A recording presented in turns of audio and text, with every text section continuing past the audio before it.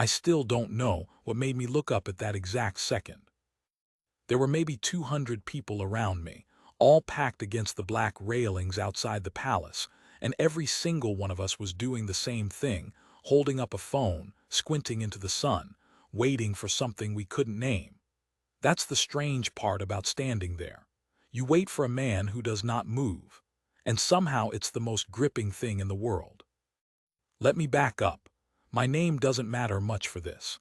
I'm 63, I'd flown in from the States to see my daughter who works over in London now, and she had one free morning before her shift started again. So we did the thing everyone does. We went to see the guard. It was July. Warm, but not the sticky kind, a clean, bright London warmth with a little wind that kept lifting the flags. The kind of day where the whole city looks like a postcard someone painted on purpose. I remember the smell of hot pavement and somebody's coffee, and underneath it, cut grass drifting over from the park.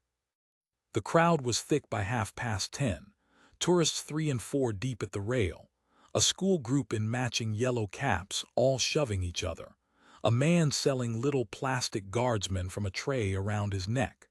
Somewhere a baby was crying, that patient exhausted crying that just goes and goes. And him. The guardsman. He stood in his sentry box like he'd been carved there. Red tunic, black bearskin cap pulled low over his eyes, boots polished to mirrors, rifle held tight against his shoulder. He didn't blink. He didn't shift his weight. A pigeon actually landed near his boot and pecked around, and he did not so much as twitch. My daughter leaned into me and whispered, "How do they do that? I'd be scratching my nose in 10 seconds." I laughed. Discipline, I suppose, or he's fallen asleep standing up. We didn't know his name then.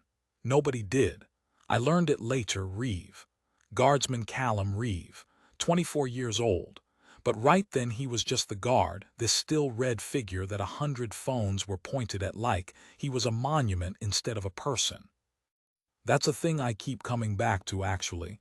We forget they're people. We treat them like statues. And a statue can't get tired, can't get scared, can't hurt. So people push. They lean in. They test. Most people test with a joke. They stand next to him and make a silly face while their friend takes the picture. Harmless.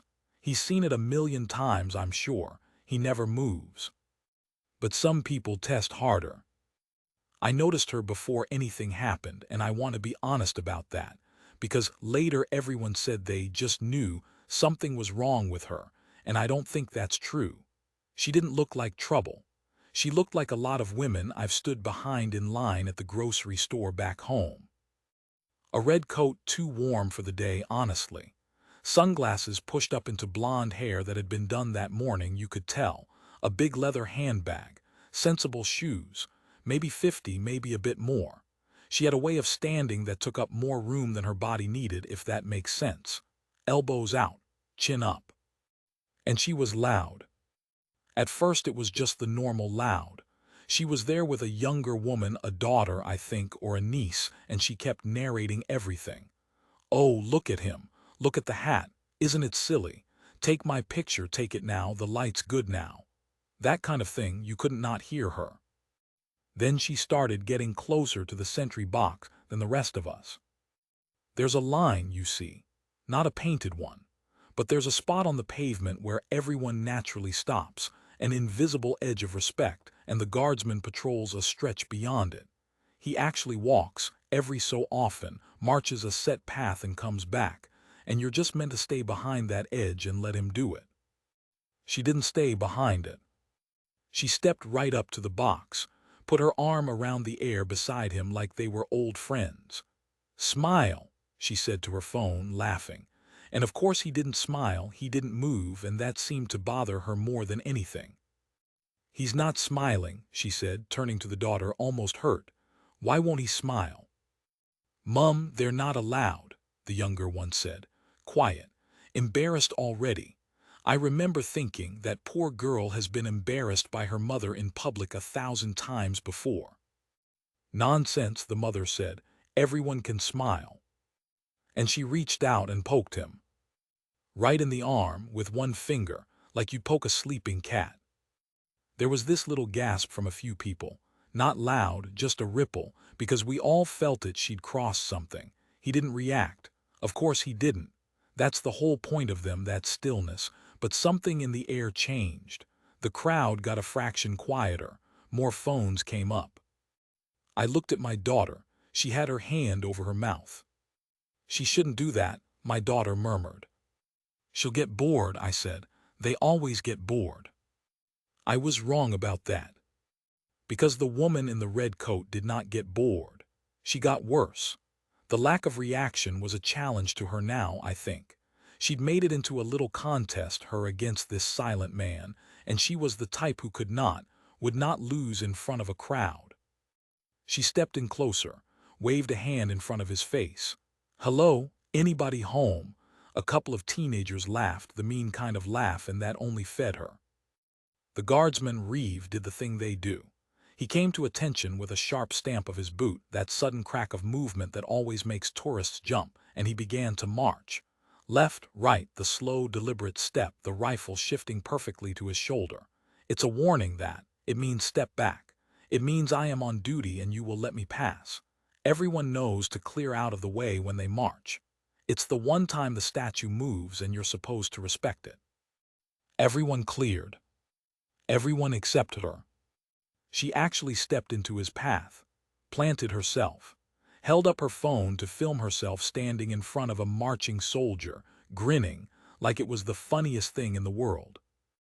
"Ma'am," a police officer called from off to the side. "There's always one nearby. Ma'am, you need to step back, please. Let him do his job." She waved the officer off without even looking. "I'm just having a bit of fun. Lighten up." Reeve stopped because he had to. He couldn't march through her. He stood there, inches from this woman, his eyes fixed on some point in the far distance the way they trained them to, and she was right up in his space now, delighted with herself. And then she said the thing that made my stomach drop. "Let's see what this does," she said, to her daughter, to the phone, to the crowd. And she grabbed his rifle. I want to be clear about what that means because I didn't fully understand it in the moment either. That is a real weapon. Those men are not carrying props. And she took hold of the barrel with both hands and gave it a tug, laughing, trying to, I don't even know what she thought she was doing. Pull it away. Make him react. Get a better photo. Everything went silent. I mean everything. The whole crowd, that whole loud postcard morning, just stopped. The baby was still crying somewhere, but it was like even that got far away. 200 people held their breath at the exact same time. Because you don't touch a soldier's weapon. You especially don't grab it. The police officer was already moving fast, hand out, saying something sharp. Other people started to back away, that instinct where the crowd suddenly senses danger and pulls back like water. The daughter had gone white. "Mum," she said, and her voice cracked. "Mum, let go." The woman in the red coat looked, for the first time, uncertain. Because Guardsman Callum Reeve had moved. Not violently. That's what I'll never forget. There was no shove, no shout, none of the chaos your body expects. He simply brought the rifle in tight and turned. One sharp, controlled motion, and locked eyes with her, actually looked at her, this woman who'd been treating him like a toy, and in a voice that carried across that whole frozen crowd, low and hard and absolutely level, he said, "Madam, let go of my weapon now." I felt those words in my chest. I really did. And I remember thinking, in that strange stretched second before anything else happened, she has no idea what she's just walked into. None of us did. Because what happened next, over the hour that followed, is the reason I'm telling you this at all. What happened next is the reason I still can't drive past a war memorial without stopping. It changed how I see those men in the red coats forever. But I'm getting ahead of myself. Let me tell you exactly how it happened. For a second, one long, awful second, the woman in the red coat didn't let go. I think she was too shocked to. She'd spent 20 minutes treating this man like he wasn't real. like he was part of the scenery, and now the scenery had turned its head and spoken to her in a voice that meant it, and her brain just froze. Her hand stayed on that rifle. Her mouth opened. Nothing came out. "Now," Reeve said again. She let go like the metal had burned her. She stumbled back a step, right into her daughter, and the crowd flinched with her. The police officer was there in the same instant, a hand on the woman's shoulder, guiding her firmly back, away from the box. Another officer had appeared from nowhere. They move fast when it matters, faster than you'd think. And suddenly there was a little cleared circle around her, and she was standing in the middle of it like a child who'd knocked over something expensive. And Reeve, he turned back to his post. That's the part I keep telling people and they don't believe me. He didn't stand there glaring. He didn't say another word to her. He shouldered his rifle, snapped his eyes forward, and went straight back to being that still red figure, as if it had never happened. As if a woman hadn't just laid hands on his weapon in front of 200 people. The discipline of it, I get goosebumps even now. The officer was talking to her low and serious. I couldn't hear all of it, but I caught pieces. A serious offense, do you understand, could have been arrested on the spot. What you did, and her voice higher now, the confidence draining out of it fast. I was only, it was a joke, it was just a joke, everyone's so sensitive. That is a loaded weapon, madam. The officer didn't raise his voice. He didn't have to. That man is a serving soldier on guard duty. What you think is a photo opportunity is his actual job. Do you understand how that could have ended? She didn't answer. Her daughter had her by the arm now, saying something urgent in her ear, and for the first time the woman looked less like a Karen and more like a frightened middle-aged tourist who'd realized, far too late, that she was very small in a very big situation. I felt a little sorry for her, honestly. That surprised me. A minute earlier I'd wanted to shake her. But there's something about watching a person's bluster collapse in real time that just makes you sad for them. The crowd started to breathe again. That's the only way I can describe it. 100 conversations restarted at once, low and buzzing. Did you see that? Did you get it on video? What did he say to her? I've never seen one of them speak. My heart's still going. My daughter had my arm in a grip that hurt. I got it, she whispered.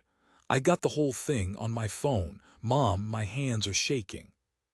They were. I looked down and hers were trembling, and I realized mine were too.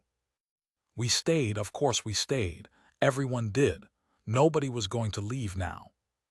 And this is where the story turns, because if it had just been the rifle, a rude woman, a firm soldier, a lesson learned, it would have been a good little tale to bring home. Something to tell over dinner. You'll never guess what we saw at the palace. But that's not where it ended. That's where it started. While the officers were still dealing with the woman in the red coat, I watched the guardsman. I couldn't stop watching him now. None of us could. He'd become a person to us. That voice had done it, that one sharp human moment. And once you've seen the person inside the statue, you can't unsee it. So I studied him. The set of his jaw under that ridiculous, magnificent hat. The way his chest rose and fell, slow and controlled. And I noticed something the crowd hadn't. His eyes were moving. Just his eyes. Head perfectly still, body a red statue, but his eyes were tracking something. Slow, careful, sweeping across the crowd and back again and again, and settling over and over on a point past all of us. Beyond the railings, out toward the top of the road where the traffic ran and the trees of the park began. I followed his gaze without thinking. I couldn't see what he was looking at. Just the ordinary busy top of a London road. Cars, buses, a knot of people at a crossing. The green edge of Hyde Park in the distance, shimmering a little in the heat. But he kept looking there. And there was something in the way he looked, not curious, not idle, focused. The way a dog goes still and points its whole body at a thing you can't hear yet. I told myself I was imagining it. He's a soldier, I thought. That's just what a soldier's eyes do. They watch. That's the job. But I felt cold, standing in the sun. I can't explain it better than that. A little cold spot right in the middle of a warm morning. Then a woman near me, older than me even in a lovely blue cardigan, said out loud to nobody in particular, "Is it me, or has it gone quiet?" And it had. The traffic at the top of the road, it had thinned. I hadn't noticed it happen, you never do, but the steady wash of engines that had been there all morning had faded, and now there was a strange, patchy stillness up that way. A bus had stopped and hadn't moved on. People at the crossing weren't crossing. They were standing, looking at something. The guardsman's eyes had stopped sweeping. They were fixed now, locked, on that spot up the road. And I watched his grip on the rifle change. Nobody else would have caught it, but I'd been staring at his hands for 20 minutes. Ever since the woman grabbed the barrel, his hands had become the most interesting thing in the world to me. And I saw his fingers settle, reset, tighten in that small, precise way that isn't fear, it's readiness. "Something's happening," I said quietly to my daughter. "What?" She was still looking at her phone, still buzzing about the video. "What do you mean?" "Up the road," I said. "Look at the guard, look where he's looking." She looked, and that's when we heard it. Not a bang, not yet. First there was a sound like a wave, a rising, ragged sound, the sound a crowd makes when it turns from a crowd into something else, shouting far off, the particular pitch of human voices when they're afraid. It rolled down the road toward us, getting louder, and the stillness at the top of the road broke all at once into movement, people suddenly running toward us, away from something. And the woman in the blue cardigan grabbed my sleeve and said, "Oh, my dear, what is that?" And I didn't have an answer, because I'd never in my life seen 100 strangers all start to run in the same direction at the same time. The police officers turned. The one who'd been lecturing the woman in the red coat stopped mid-sentence, his head snapping up the road. His hand went to the radio on his shoulder. He said something into it fast that I couldn't hear. And in the middle of it all, one figure did not move. Guardsman Callum Reeve. He stood in his box, rifle ready, eyes forward, planted like the whole world could come apart around him, and he would simply stand there, because that was his post, and that was his job, and no running crowd and no rising scream was going to move him off it. I remember looking at him and thinking, why isn't he running? Everyone's running. Why isn't he? And then the sound came. I have tried many times to describe the sound to people who weren't there. I always fall short. It wasn't a bang exactly. A bang is what a firework is. A bang is a car backfiring. This was lower than that and bigger, and it came up through the ground as much as through the air. A deep, ugly crump from somewhere up past the top of the road, out toward the edge of the park, and I felt it in the soles of my feet and in my back teeth before I understood it with my ears. Then the windows. Somewhere up the road, glass. That high, bright shattering, a whole cascade of it, and then car alarms, 3, 4, 5 at once, all wailing together in that stupid mechanical panic. And under it, over it, around it, the screaming really began. The crowd around me came apart. That's the honest word. It came apart. One second we were a mass of tourists at a railing, and the next we were 200 separate terrified animals all trying to be somewhere else. People shoved. People fell. A man went down right beside me, and someone stepped on his hand and he howled. The school group with the yellow caps, I'll never forget it, one of their teachers had both arms out wide, trying to gather them, screaming their names, her voice breaking. Stay together. Stay together. Hold hands now. My daughter grabbed me, both hands my shoulders, and she put her face right in front of mine and said, Mom, look at me. We move to the wall now, slow. We do not run. She works in emergency medicine, my girl. I forget that sometimes, that under the everyday version of her there's a person trained for exactly this. In that moment I saw the trained person. It probably saved us from being trampled. We moved, backs to the railing, sideways, slow. Out of the crush and toward a stretch of stone wall where fewer people were. My heart was going so hard I thought I might be sick. All around us was that terrible churn, bags dropped. a shoe on the ground, a phone still filming pointed at the sky, a child crying with no adult I could see. And through all of it, I kept turning my head to look at the sentry box. I don't know why. In the middle of the worst thing I've ever lived through, some part of me needed to know what he was doing. Reeve had not moved. I want you to picture it. Everyone running, falling, screaming. Police shouting into radios and sprinting up the road toward the smoke that was starting to rise, thin and gray, above the tree line. Tourists trampling each other to get away.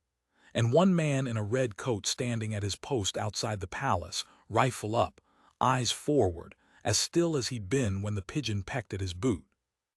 He was terrified. I'm sure of it now. He was 24 years old and something had just exploded a few hundred yards from where he stood, and he was human, and he must have been terrified. He did not move. Because his post was the palace. His job was to stand between whatever was coming and the thing behind him. And whatever the training does to a man, whatever it puts inside him, it had put in him the thing that lets a frightened boy stand still while the world runs. Why won't he move? The woman in the blue cardigan was sobbing. She'd ended up near us against the wall, clutching her handbag to her chest. Someone tell him to move, he'll be killed. Why won't he? He can't, I said. I don't know how I knew it. That's his post, he can't leave it. And then I saw the woman in the red coat. The Karen, the one who'd grabbed his rifle. In all the chaos I'd lost her, and now I saw her again, and everything about her had changed. She was on the ground. She'd fallen in the crush or been knocked down, and she was on her hands and knees on the pavement in the middle of the stampede, and she couldn't get up. People were surging past her, around her, over her. Her daughter was screaming somewhere, I could hear it, "Mum, Mum." But the crowd had swept the girl one way and the mother the other. And now this loud, entitled woman who an hour ago had owned the whole square was a small heap on the ground about to be trampled, reaching up with one hand into a river of legs, her face wide open with a terror so pure it hurt to see. Nobody stopped for her. Why would they? Everyone was running for their own life, their own children. You can't blame a single soul in that crowd for not stopping. That's not how fear works. Fear makes the whole world narrow down to the width of your own 2 feet. She was going to be crushed. I was sure of it.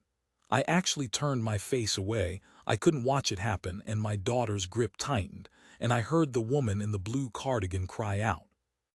And then a voice cut through all of it, that same voice. Low, hard, absolutely level, even now, even in this. "Stay down, I'm coming to you, cover your head." I looked back. And Guardsman Callum Reeve had left his post. He was moving through that crowd, not running, moving, that fast, deliberate soldier's stride straight into the churn, straight toward the woman on the ground, rifle held across his body like a barrier, and he was using it, using himself, his whole body to carve a space in the stampede. He got to her in seconds. He didn't yank her up. He crouched over her, put himself between her and the running crowd, one arm around her, the rifle out to fend off the legs and bodies that came at them, and he held, braced, a red rock in a gray river. I heard him. Right through the noise, I heard him say to her, close to her ear, in a voice you'd use to calm a spooked horse. "I've got you, you're all right, stay with me, I've got you." The same man. The same weapon she had grabbed and mocked and tried to pull out of his hands an hour ago. And here he was, that same rifle held out over her body to keep the world from crushing her, his own back to the danger up the road, shielding the one person in that whole square who had treated him worst. I have never seen anything like it, before or since. And I remember thinking, with the smoke rising and the alarm screaming and my own child's hand crushing mine, I remember thinking one clear, ringing thought in the middle of all that madness. He is the best of us, and she has no idea yet what he just did. But it wasn't over. Because up the road, through the thinning crowd, through the drifting gray smoke, I could see the officers reaching the source of it now. And I could see them turning, waving their arms, screaming at the last stragglers to get back, get away from the second one, get back. And I understood, cold to my bones, that whatever had gone off up there, it might not be the only one. The word came down the road like a fire through dry grass, passed mouth to mouth, screamed and sobbed and gasped, until it reached us against the wall. Second device. There might be a second one. Get away from the road, get away from the bins, move, move, move. I didn't know then, and honestly I still don't fully know, how much of that was real and how much was the panic making its own rumors. That's the thing nobody tells you about a day like this. In the moment, there is no clean truth. There is only the screaming and the smoke and 100 half-heard warnings, and you have to move your body through all of it without knowing which of them is the one that matters. What I do know is what I saw, so let me just tell you what I saw. I saw Guardsman Callum, Reeve, get the woman in the red coat to her feet. He did it in one smooth motion, still shielding her, one arm hauling her up and around so his body stayed between her and the road, and he half carried her the 10 or 12 steps to the wall where we were. He set her down against the stone beside the woman in the blue cardigan. She was shaking so hard her teeth were chattering. There was blood on her palms where she'd fallen, and one of her shoes was gone, and the red coat was filthy, and she was crying without any sound at all, just tears streaming down a face gone completely slack with shock. Reeve crouched in front of her for 1 second, looked her dead in the eyes. "You're safe here," he said. "Stay against the wall, don't move until the police tell you. You understand me?" She nodded.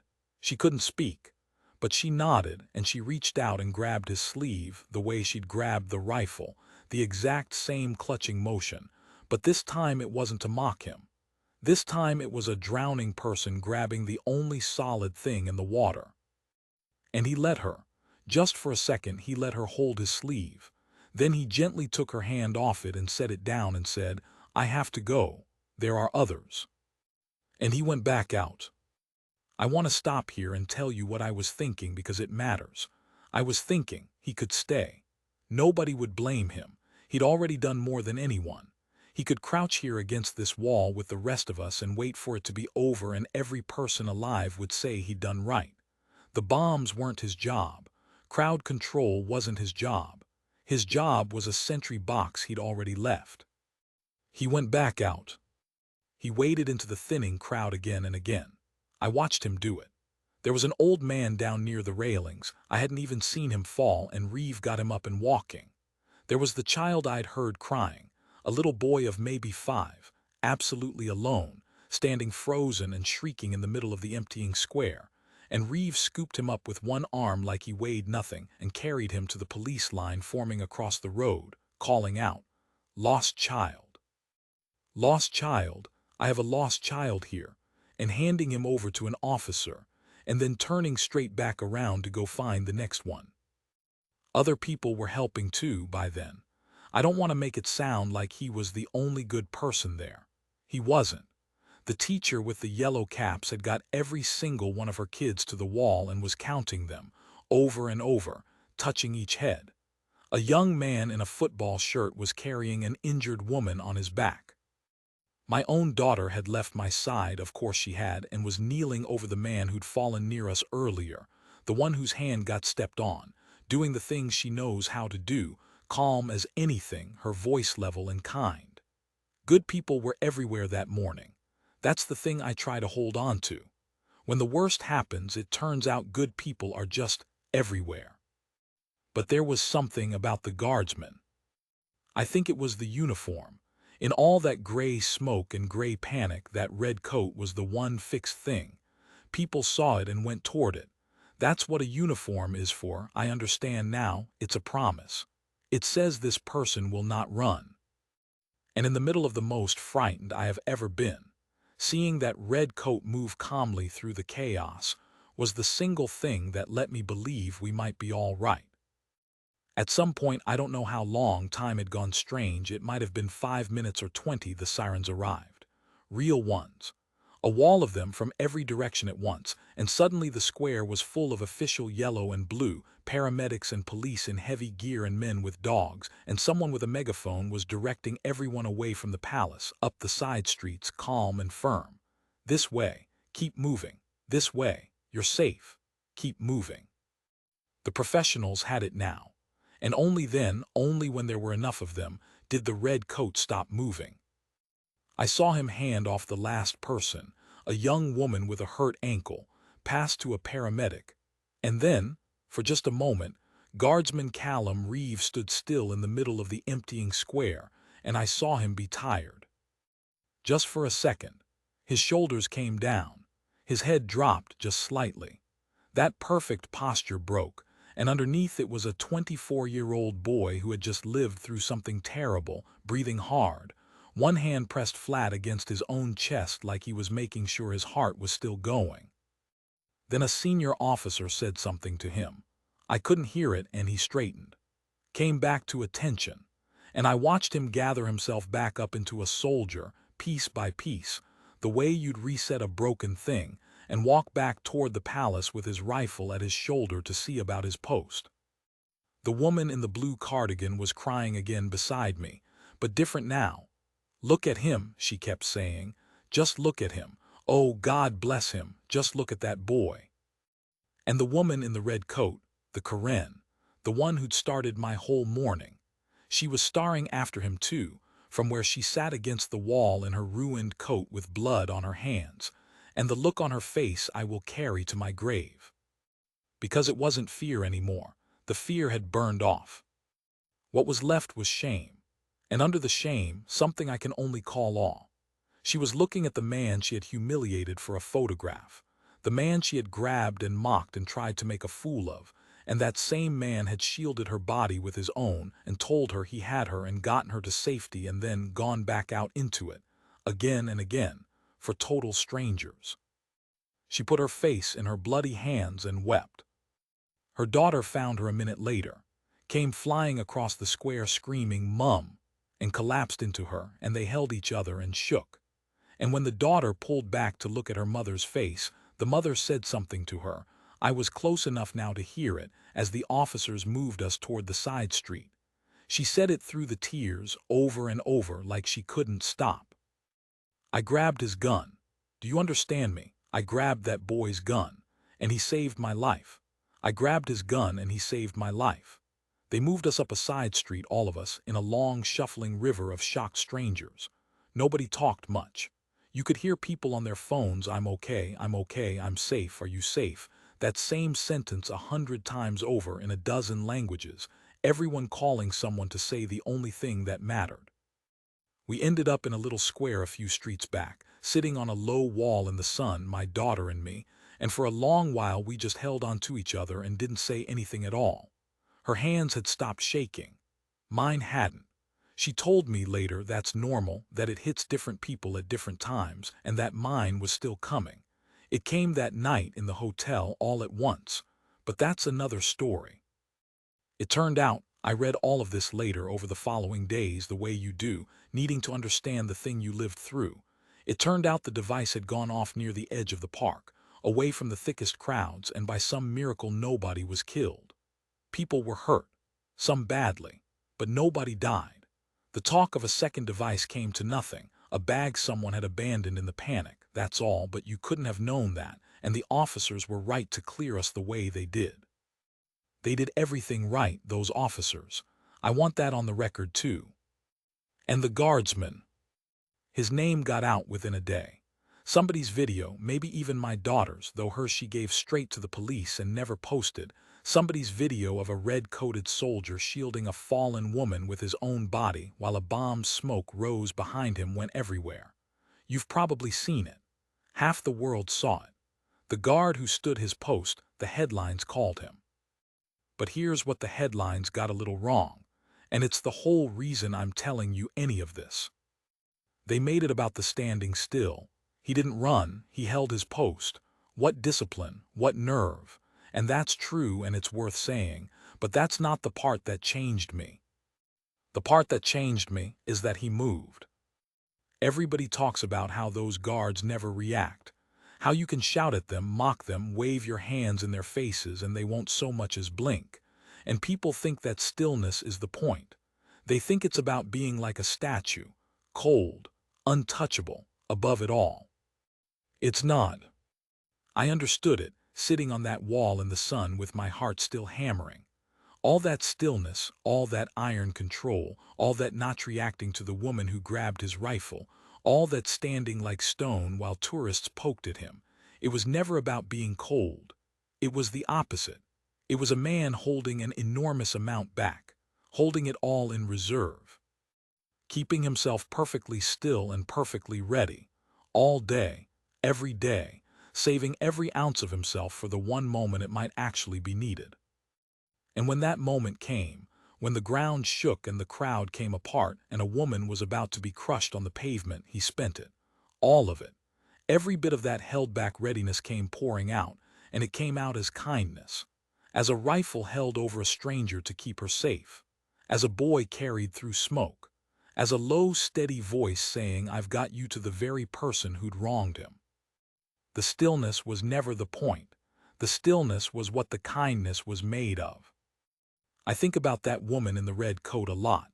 I don't know her name. I never learned it. I've wondered over the years whether she's a different person now, whether that morning cracked something open in her, whether she ever tracked him down to say she was sorry, whether she tells the story at her own dinner table the way I tell it at mine. I hope she's kinder now. I truly do. Not because she deserved to be scared straight, but because he was so much better to her than she'd been to him.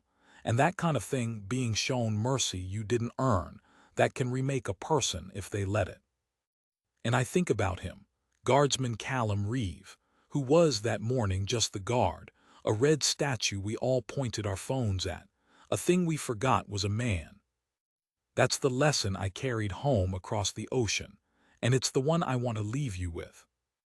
Every one of those still, silent figures outside the palace at the tombs, standing guard over things we've stopped really seeing, every one of them is a person, holding themselves back, saving it all up. And underneath the stillness, if the terrible day ever comes, is somebody who will step in front of the crowd for you, even if you've never once been kind to them. Especially then. So the next time you see one of them standing there, silent, unmoving, letting the whole loud world flow past, don't mistake the stillness for nothing. It was never nothing.